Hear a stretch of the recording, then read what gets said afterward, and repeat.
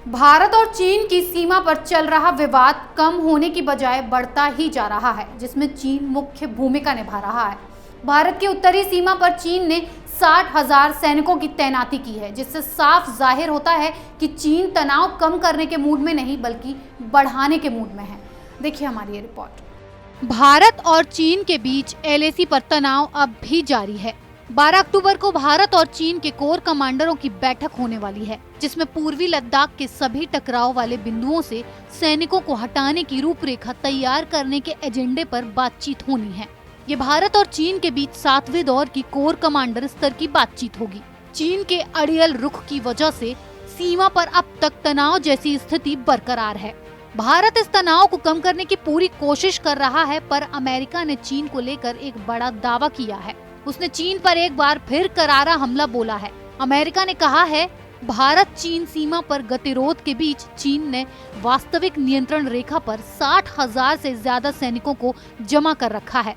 उन्होंने चीन के इस बुरे रवैये और क्वाड देशों के लिए चेतावनी खड़ी करने को लेकर उस पर निशाना साधा है। पोम्पियो ने सीमा पर तनाव को लेकर चीन के व्यवहार पर न केवल उसे फटकार लगाई, बल्कि ये भी कहा कि बीजिंग क्वाड देशों के लिए खतरा बन गया है।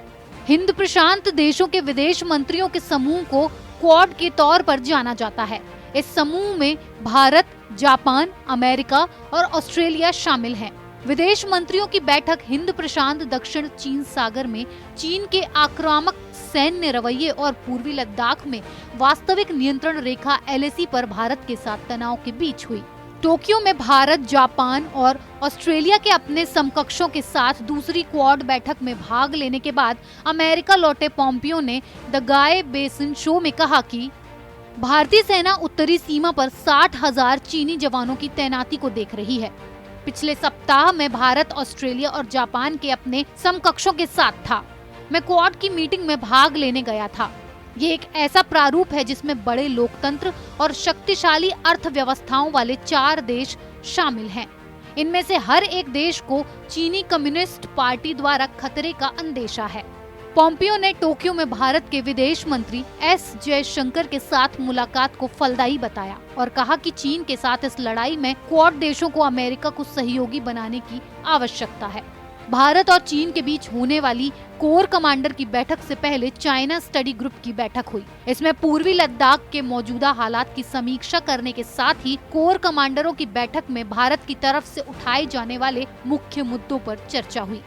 CSG में विदेश मंत्री एस जयशंकर, रक्षा मंत्री राजनाथ सिंह, राष्ट्रीय सुरक्षा सलाहकार Ajit Doval, chief of defence staff general Bipin Rawat और सेना के 3 अंगों के प्रमुख शामिल हैं। कोर कमांडर की बैठक में भारतीय दल का नेतृत्व लेह स्थित 14वीं कोर के commander lieutenant general Harinder Singh करेंगे। चीन हर बार साजिश कर घुसपैठ करने की फिराक में रहता है, पर हर बार भारत उसे याद दिलाता है कि वो चीन की चाल को नाकाम करने की ताकत रखता है और अगर चाइना युद्ध स्तर पर जाकर भारत को जवाब देना चाहता है तो भारत भी चाइना को मुंह तोड़ जवाब देने को तैयार है।